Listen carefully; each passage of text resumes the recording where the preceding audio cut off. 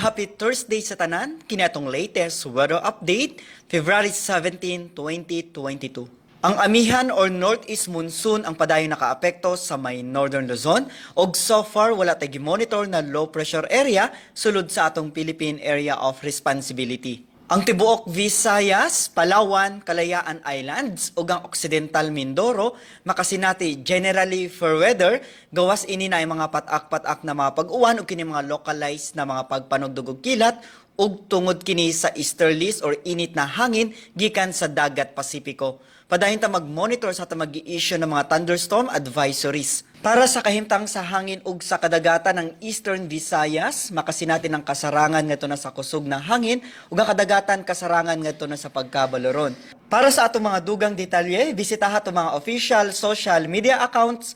Kini si Jomar Eclarino gikan diri sa DOST Pag-asa Mactan. Maayong adlaw ug keep safe everyone.